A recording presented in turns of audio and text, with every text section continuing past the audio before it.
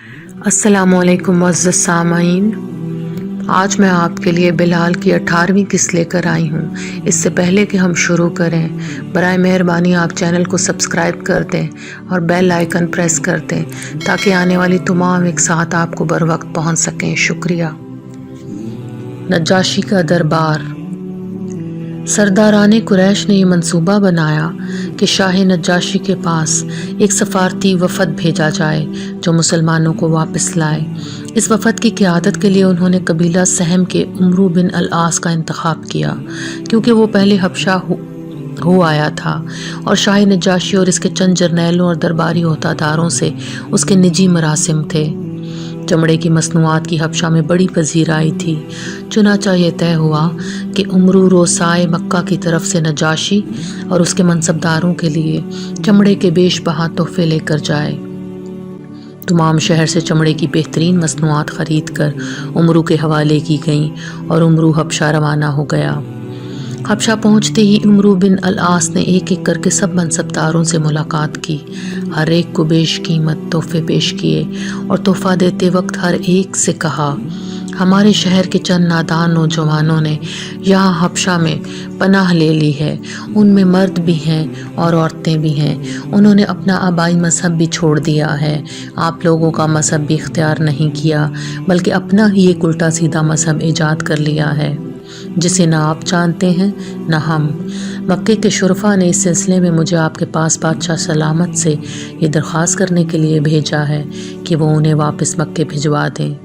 آپ سے میری اتنی التجا ہے کہ جب میں بادشاہ سلامت سے ان کے بارے میں عرض کروں تو آپ بھی انہیں یہ مشورہ دیں کہ وہ انہیں ہمارے حوالے کر دیں اور ان سے کوئی بات نہ کریں، ہم ان کے عزیز ہیں، خود ہی انہیں سمجھا بجھا لیں گے۔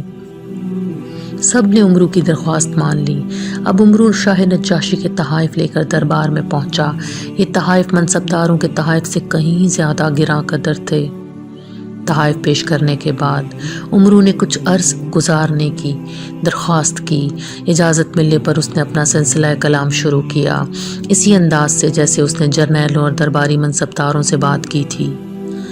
آپ کی سلطنت میں مکے سے آئے ہوئے مہاجرین کے قریبی عزیزوں نے، جو ہمارے شہر کے سربراوردہ لوگ ہیں، آپ سے التجا کی ہے کہ حضور ان کے عزیزوں کو ان کے پاس واپس بھجوا دیں۔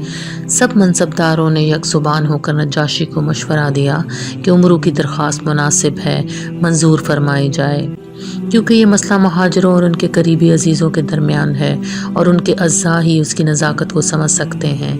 بادشاہ نے ان کا مشورہ پسند نہیں کیا اور کہا، وہ ہماری پناہ میں ہیں، ہم نہیں چاہتے کہ ہم ان کے اعتماد کو ٹھیس پہنچائیں۔ اگر ان کے خلاف کوئی الزامات ہیں تو ہم چاہیں گے کہ انہیں بلوایا جائے تاکہ وہ ان کا جواب دے سکیں۔ اگر الزام درست ثابت ہوئے تو انہیں واپس بھیج دیا جائے گا، اگر نہیں تو نہیں، اجازت ہوگی کہ وہ جب تک چاہیں ہماری پناہ میں رہیں۔ مسلمانوں کو دربار میں بلوانے کے احکامات دے دیے گئے۔ مذہب کا معاملہ تھا، اس لیے نجاشی نے اپنے بشپوں کو بھی بلوا لیا جو اپنی مذہبی کتابیں لے کر دربار میں پہنچ گئے۔ عمرو ہر قیمت پر یہ ملاقات رکوانا چاہتا تھا۔ وہ جانتا تھا کہ نجاشی کے اہل مکہ سے تجارتی اور سیاسی تعلقات ضرور تھے، لیکن دل ہی دل میں وہ انہیں کفار اور بت پرستوں کے زمرے میں سمجھتا تھا۔ وہ ایک خدا کو ماننے والا تھا، کہیں ایسا نہ ہو کہ مسلمانوں کے تصور وحدانیت کی وجہ سے اسے ان سے ہمدردی پیدا ہو جائے۔ آج عمرو بن العاص کو ہم فاتح مصر کے لقب سے جانتے ہیں اور ان کے نام کے ساتھ رضی اللہ تعالیٰ عنہ بھی کہتے ہیں۔ ان دنوں میں وہ ایک ہوشیار چرب زبان نوجوان تھا اور شاید یہی ضرورت سے زیادہ ہوشیاری اور چرب زبانی تھی جس کی وجہ سے وہ اپنے ارادے میں کامیاب نہ ہو سکا۔ اس کی چالاکی اس کے گلے کا ہار نہ بن جاتی تو سارے کے سارے مسلمان زنجیروں میں جکڑے مکے کے راستے پر ہوتے اور وہ خود دوزخ کا کندہ بنا ہوتا۔ رب کریم نے عمرو کو ناکام بنا کر اس پر بڑی رحمت فرمائی۔ مہاجرین دربار میں داخل ہوئے تو پہلی ہی نظر میں وہ نجاشی کو اچھے لگے۔ ان کے لباس کے ساتھ کی آداب کی شائستگی، چہروں پر نور، بردباری دیکھ کر پاکیزگی اور تقدس کا احساس ہوتا تھا۔ ان کے مقابلے میں عمرو کا انداز نجاشی کو کرخت، غیر مہذب بلکہ چھچورا معلوم ہوا۔ عیسائی علماء کا بھی مسلمانوں کے بارے میں پہلا رد عمل یہی تھا۔ انہیں وہ اپنے جیسے لگے، صاحب ایمان اور تمام اہل قریش سے مختلف، جن سے وقتاً فوقتاً ان کا سابقہ پڑتا رہتا تھا۔ وہ سب اپنی اپنی جگہ کھڑے ہو گئے تو نجاشی نے عمرو کو اشارہ کیا کہ وہ اپنے نقطہ نظر کی وضاحت کرے۔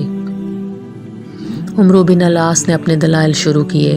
اس کا بیان ختم ہوا تو نجاشی نے مسلمانوں سے سوال کیا کہ اس تقریر کے بعد کیوں نہ انہیں واپس مکے بھجوا دیا جائے۔ جعفر رضی اللہ تعالیٰ عنہ کی اس وقت وہ حالت تھی جو دانیال علیہ السلام کی تھی جب انہیں شیروں کے پنجرے میں ڈال دیا گیا تھا۔ وہ بات کرنے لگے تو پہلے ان کی زبان لڑکھڑائی، پھر لفظ ٹوٹنے لگے۔ سلسلہ کلام جاری رکھتے ہوئے ذرا آگے بڑھے تو ٹھوکر لگ گئی۔ یوں لگتا تھا کہ حالات ان کا ساتھ نہیں دے رہے۔ ادھر عمرو تھا کہ ہر بات کی تردید کر رہا تھا، دلائل پر دلائل دے رہا تھا، غصے سے اس کا چہرہ سرخ ہو رہا تھا۔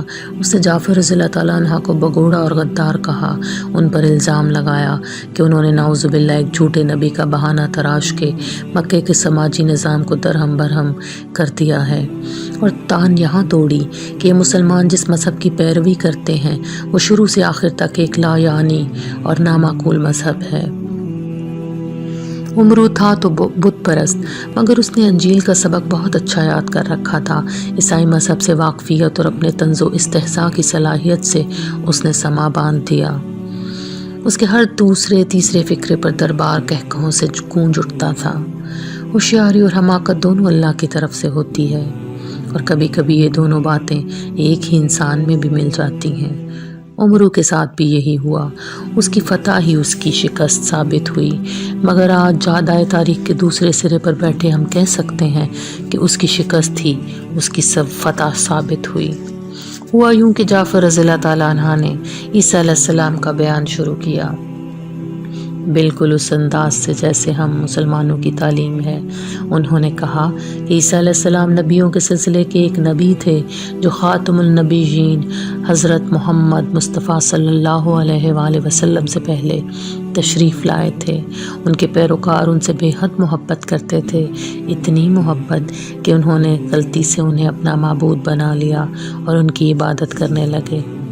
حبشہ میں بھی عیسیٰ علیہ السلام کے لیے دلوں میں اتنی محبت تھی کہ ان کا نام آتے ہی نجاشی کی آنکھوں میں آنسو تیرنے لگے۔ عمرو نے بھی یہ آنسو دیکھے، لیکن ان کو محض آنکھوں کی چمک سے تعبیر کیا۔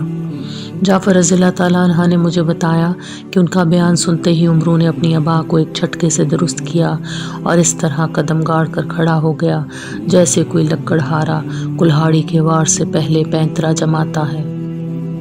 یہ موقع تھا عمرو کو اپنی آخری حجت پیش کرنے کا، جو اس نے نہایت حتمی اور فیصلہ کن انداز میں پیش کی۔ یہ لوگ آپ کے پیغمبر کے بارے میں غلط بیانی سے کام لیتے ہیں۔ یہ کہتے ہیں کہ وہ دوسرے پیغمبروں کی طرح کے ایک پیغمبر تھے۔ یہ لوگ انہیں خدا کا بیٹا بھی تسلیم نہیں کرتے۔ آپ نے خود سنا ہے کہ یہ ان کی معبودیت سے منکر ہیں، اور یہ لوگ یہ بھی کہتے ہیں کہ وہ شہید نہیں ہوئے تھے۔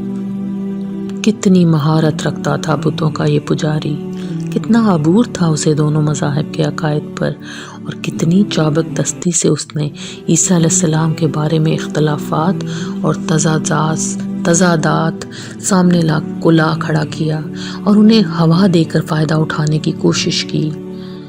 بادشاہ نے جعفر رضی اللہ تعالیٰ عنہ کی طرف دیکھا اور کہا، بتاؤ حضرت عیسیٰ کی پیدائش کے بارے میں تمہارا کیا عقیدہ ہے؟ یہ کہتے ہوئے اس نے ہاتھ کے اشارے سے محافظوں کو کہا کہ وہ جعفر کو آگے لے آئیں، لیکن جعفر رضی اللہ تعالیٰ عنہ اشارہ دیکھتے ہی خود محافظوں کے درمیان سے نکل کر آگے آ گئے۔ قرآن حکیم میں حضرت عیسیٰ علیہ السلام کے بارے میں جو تحریر ہے وہ میں پیش کر دیتا ہوں، اس کے علاوہ مجھے کچھ علم نہیں۔ جعفر رضی اللہ تعالیٰ عنہ نے جب بادشاہ کو ہمہ گوش دیکھا تو ان کی آواز مزید بلند ہوئی۔ ان کی واحد امید یہ تھی کہ وہ حاکم وقت کو، اس کے وزیروں، حواریوں، درباریوں کو، عمرو بن العاص کو، بادشاہ کے عالی شان تخت کے دونوں طرف پتھر کے بنے ہوئے چار دھاڑتے ہوئے شیروں کے مجسموں کو سب کو سنائے کہ اللہ تعالیٰ اس بارے میں کیا ارشاد فرماتا ہے۔